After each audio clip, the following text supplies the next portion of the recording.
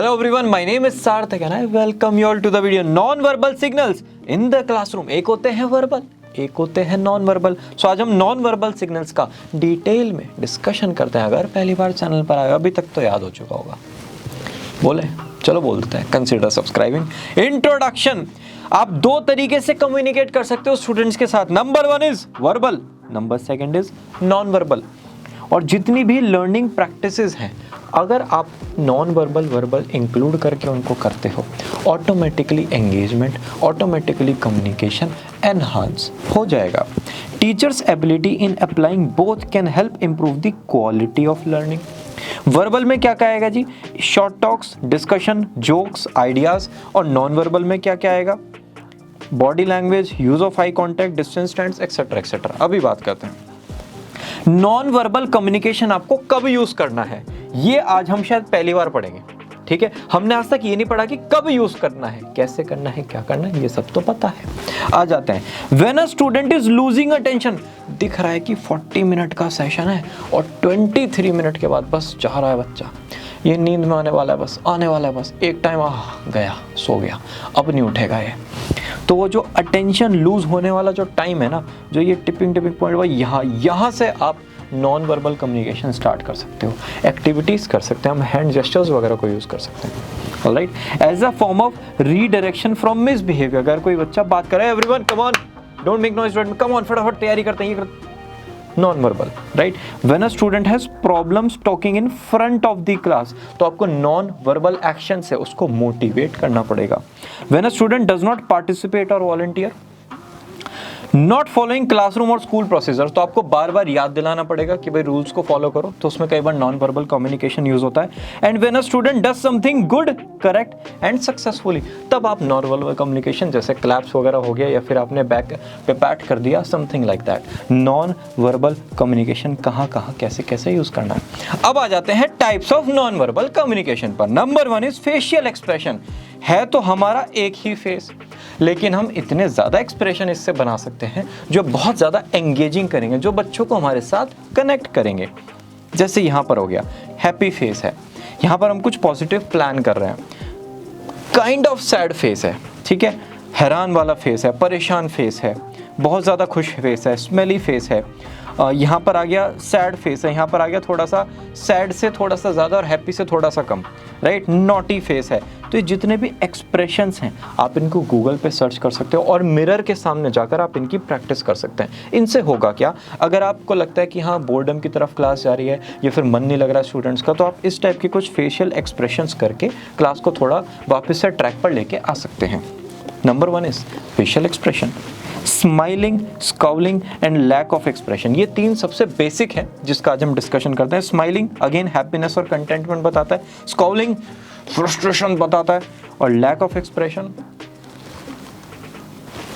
Disdain बताता है। Disdain का मतलब वेरी इंटरेस्टिंग, जब आपको सामने वाले का ये पता हो कि ये अच्छा बंदा नहीं है, डिसडेन। तो अगर आप किसी को एक्सप्रेशन नहीं दे रहे हो ना बात करते हुए, सामने वाले को ये फीलिंग है कि भाई ये तो मेरे में इंटरेस्ट नहीं ले रहा, ये तो इसका तो मन नहीं है बात करने का, disdain. Right, so lack of expression से ये प्रॉब्लम है। आप स्माइलिंग यूज़ करें, आप स्कॉलिंग यूज़ करें, या फिर डिफरेंट एक्सप्रेशंस की प्रैक्टिस करें। This is point number one. Point number two, eye contact. People place a lot of stock in eye contact. Eye contact के साथ प्रॉब्लम क्या है, एक बहुत ही ना थिन लाइन है यहाँ पे ऐसे, अगर आप इससे हल्का सा आगे चले गए तो ये गेजिंग बन जाता है, ऐसे देखना। और अगर आप बिल्कुल लाइन पर रहे तो ये बहुत ज़्यादा अट्रैक्ट करता है सामने वाले को। अगर मैं आपसे बात कर रहा हूँ, मैं ये कंटेंट पढ़ा रहा हूँ, मैंने पेन ऐसे रख दिया और अब मैं ऐसे हूँ, समझो मेरी बात, ध्यान से समझो, बहुत समझ के इसको फील नहीं आएगा, लेकिन मैं ऐसे कहता हूँ समझो मेरी बात, ध्यान से समझो, बहुत सोच समझ के हमको समझना पड़ेगा। अगेन, मेरा तो आप ही आई कांटेक्ट हो, वो भी है कैमरा। मतलब मैं अगर ऑडिटोरियम होता तो मेरा आई कांटेक्ट ऐसे शिफ्ट होता रहता, लेकिन अभी तो मेरे पास सिर्फ कैमरा है। सो कैमरे में आप जितना आई कांटेक्ट करोगे, अगर वीडियोस बनाते हो, ऑफलाइन में आप जितना स्टूडेंट्स आई कांटेक्ट करोगे, उतना उन्हें कॉन्फिडेंस आएगा। अगर सामने वाला बच्चा थोड़ा सा इंट्रोवर्ट है, वो बार बार ऐसे करेगा, फिर भी आपको उसको रेगुलर बेसिस पर आई कांटेक्ट प्रोवाइड करना है। राइट। इससे क्या होगा, उनको रहेगा कि हाँ टीचर हमारी तरफ देख रही है, हमें तो पढ़ना पड़ेगा, राइट। अगेन कुछ पॉइंट्स आपको ऐसे लगेंगे जो हमें पता है, हाँ मुझे पता है, आपको तो सब पता है, लेकिन मुझे पता होने के बाद भी मैं आपको वो याद दिला रहा हूँ, right. If you struggle with eye contact, it's the kind of thing you have to practice in order to improve। मैं आपको बता रहा हूँ ना, थिन लाइन है बहुत, इससे आगे गड़बड़ हो जाएगा, यहाँ पर पॉइंट पर आए तो ठीक है। Number 3, gestures and movement. अगर आप ऑडिटोरियम में हो, ठीक है, और आप ऐसे करके बात करो, मेरी बात समझो, please understand, this is the very important topic. Last 10 years में इसके रेगुलर क्वेश्चंस बोर्ड एग्जाम में है। This side is not good for the communication part. आप ये चीज़ लेके आइए, प्लीज़ अंडरस्टैंड माई पॉइंट। अगर आप इसको 10 ईयर्स बैलेंस में देखोगे तो 10 ईयर्स में से 5 ईयर्स में ये एग्ज़ाम में आया है। ये पॉजिटिव साइड माना जाता है, ये नेगेटिव साइड माना जाता है। तो आपको जितना भी जेस्टर्स वगैरह, मूवमेंट वगैरह यूज़ करने हैं, उनको बहुत सोच समझ के अपने आप यूज़ कर सकते हो। हाँ, अगर जेस्टर मूवमेंट पर आप क्लास चाहते हो, ये तो हमारा फेवरेट टॉपिक है, पब्लिक स्पीकिंग, तो यहाँ पर तो बहुत सारा कंटेंट हम दे सकते हैं। Please let us know in the comment section. आपने कभी भी डिबेट होते हुए देखी है टीवी पे? वहां पर क्या होता है भाई, फ्रीक्वेंट हैंड रेज होते हैं, ठीक है, फिंगर पॉइंटिंग होती है, हाथ इधर उधर चलते हैं, लोग आपस में बात करते करते पास आ जाते हैं, गुस्सा करते हैं। तो ये सब कैसे होता है? ये जेस्चर्स और मूवमेंट की वजह से। उससे हमें लगता है कि हीटेड आर्ग्यूमेंट है, नहीं तो हाँ ठीक है, नॉर्मल बैठे हैं, बात कर रहे हैं, लेकिन वो नॉन वर्बल कम्युनिकेशन के थ्रू ना, जो स्क्रीन से बाहर निकलने के लिए तैयार हो जाता है, उससे हमें पता चलता है कि ये थोड़ी हीटेड आर्ग्यूमेंट बन गई है। तो ऐसे ही आप अपने जेस्चर्स और मूवमेंट बहुत सही तरीके से यूज़ करें, जिससे ऑटोमेटिकली स्टूडेंट्स आपके साथ कनेक्ट कर सकें। टच, अगर कोई हैंडशेक ऐसे करता है, ये ऐसे इतना हल्का सा हाथ मिलाएगा, वीक हैंडशेक है। एंड टू एंड हैंडशेक होना चाहिए, बिल्कुल ऐसे, ये चीज़ कनेक्ट होनी चाहिए, राइट। अगर ये नहीं हुआ तो एक सामने वाले से कनेक्ट ही नहीं बनता, पॉइंट मतलब माहौल ही नहीं बनेगा उससे बात करने का, कॉन्वर्जेशन आप अच्छी कर ही नहीं सकते। अगर आप बच्चे को बैक पर ऐसे पैट कर देते हो, है ना, उसके लिए क्लैप्स वगैरह कराते हो, टच फील जब होता है, इसको आप बहुत ही थिन लाइन गैप है। अगेन अगर ज़्यादा कर दिया वो ओवर मोटिवेट हो जाएगा, थोड़ा ओवर कॉन्फिडेंस में आ जाएगा बच्चा, अगर कम किया तब भी प्रॉब्लम है। बिल्कुल लाइन पर करना है, जिससे बच्चा अच्छे से अपना काम कर सके, राइट, वेरी इंपॉर्टेंट। अच्छा, जेस्चर्स में आपने एक बात नोटिस की है, यहाँ पर मैं ये चीज़ शायद बताना भूल गया, अगर किसी की आर्म्स जैसे क्लोज हैं, इसका मतलब वो अपनी बॉडी के थ्रू आपको बता रहा है कि उसे बात नहीं करनी है, राइट। या तो वो किसी ईगो में है, पता नहीं किस चीज़ की ईगो में है।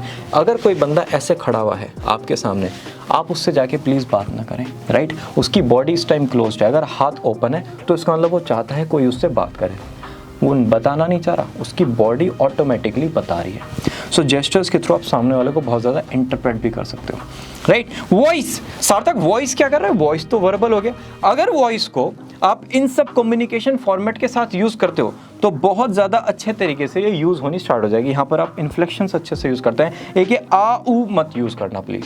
जैसे मैं बोल रहा हूँ कि आपको ये कंटेंट समझना पड़ेगा, नहीं तो समझ में ये अ जो है ना, ये इतनी बड़ी प्रॉब्लम क्रिएट करता है ना, आपकी अच्छी खासी जो स्पीच है उसका नाश कर देगा। करना क्या है, अगर आपको लगता है कि हाँ भी मैं बेसिक लेवल पर हूँ पब्लिक स्पीकिंग के, तो अ की जगह पॉज ले लो। मैं आपको एक बात समझाना चाह रहा हूँ, जैसे मुझे ये चीज़ अभी क्लियर है, मतलब अ की जगह हम पॉज में आ गए, हम साउंडलेस हो गए, तो सामने वाले को इरिटेशन नहीं हुई सुन के, उसको लगा ठीक है शायद भूल गए हो, शायद कुछ हो, लेकिन आ ऊ से तो बहुत इरिटेशन होती है। आ ऊ या ये जितने भी हमारे वर्ड्स होते हैं, राइट, साउंड्स का जिनको कहते हैं प्यार से। तो वॉइस को अगर आप इन नॉन वर्बल फॉर्मेट्स के साथ अच्छे से यूज़ करते हो तो ऑटोमेटिकली नॉन वर्बल की भी ताकत इंक्रीज हो जाती है। प्रिंटेड पिक्चर्स बहुत बहुत बढ़िया आइडिया है। आपको आज नहीं पढ़ाना है तो आप ऐसे क्रॉस वाला एक आपने सिग्नल बनाया, आज एग्ज़ाम है तो ये ग्रीन वाला आपने ऐसे सिग्नल बनाया हुआ है, ठीक है। आप गए बस क्लास में ऐसा दिखाया, सबको पता चल गया टेस्ट है। आज ऐसे आपने ये बनाया एक बॉक्स और आपने इसके अंदर, कहाँ गया जी, रेड, ये आपने रेड सिग्नल ऐसे किया हुआ है। इसका मतलब आज जब क्लास होगी वो सिर्फ 15 मिनट्स की होगी। ये नॉन वर्बल कम्युनिकेशन है। राज की बात बताऊँ, 20 ईयर्स 25 ईयर्स आप पढ़ाते आ रहे हो, बच्चे अब बोर हो गए आपसे, तो आप क्या अपने आप को चेंज कर सकते हो? नहीं। लेकिन अगर ये नॉन वर्बल कम्युनिकेशन से बच्चे बोर हो गए, आप इनको चेंज कर सकते हो। इन पिक्चर से बच्चे बोर हो गए, इनसे मज़ा नहीं आ रहा, चेंज कर सकते हो। तो ये चेंज करने से आप में नयापन रहेगा। ये मेरे साथ बोलेंगे, इनको चेंज करने से आप में नयापन रहेगा, आप अच्छे से अपनी बातें कम्युनिकेट कर पाओगे। Very smart strategy, alright. Non verbal communication 5 role play करता है। रिपीटिशन, आपकी स्ट्रेंथ्स वगैरह को रिपीट कराता है। कॉन्ट्राडिक्शन, जैसे मैं आपसे कह रहा हूं आप ये काम कीजिए, मतलब हैंड जेस्चर्स तो कुछ और कह रहे हैं और मैं कुछ और कह रहा हूं, लेकिन अगर हम इसको सही तरीके से बोले, मैं आपसे कहना चाह रहा हूं कि आप ये काम कीजिए, अब एकदम से सही आया, तो कॉन्ट्राडिक्ट भी कई बार कर सकते हैं। सब्स्टिट्यूशन, आपने यहाँ पर था ना ये पिक्चर एग्जाम्पल, हमने अपने वर्ड्स की जगह पिक्चर्स को यूज किया। कॉम्प्लीमेंटिंग, जैसे ये इमेज है यहाँ पे, ठीक है, अब ये इमेज कॉम्प्लीमेंट कर रही है, इसके बिना भी काम चल सकता था, लेकिन इस इमेज की वजह से जो मैं बोल रहा हूं वो ज्यादा अच्छे से 0.1% कम्युनिकेट ज्यादा अच्छे से हो रहा है का सक्सेसफुल कॉम्प्लीमेंट। एसेंटिंग, मैं कह रहा हूं ना इस बात को समझो, ये बहुत इंपॉर्टेंट है। एसेंटिंग, जब आप टेबल पे पैट करते हो या फिर थोड़ा सा तेज मूवमेंट करते हो, तब इन चीज़ों के थ्रू जब हम कम्युनिकेशन करते हैं।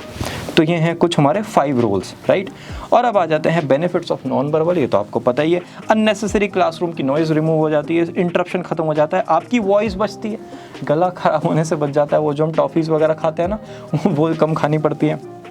वर्किंग रिलेशनशिप में आप आ जाते हो स्टूडेंट्स के साथ, क्विक होता है, क्लास का टाइम बचाता है, अगेन स्टूडेंट्स को कंफर्टेबल करता है, बहुत ज़्यादा इफेक्टिव है, और स्टूडेंट का कॉन्फिडेंस और सेल्फ एस्टीम भी इनडायरेक्टली बिल्ड करता है। इसी के साथ ये वीडियो होती है समाप्त। कोई डाउट है कमेंट सेक्शन में बता दीजिए। Will meet you all very soon in the next video. Bye bye.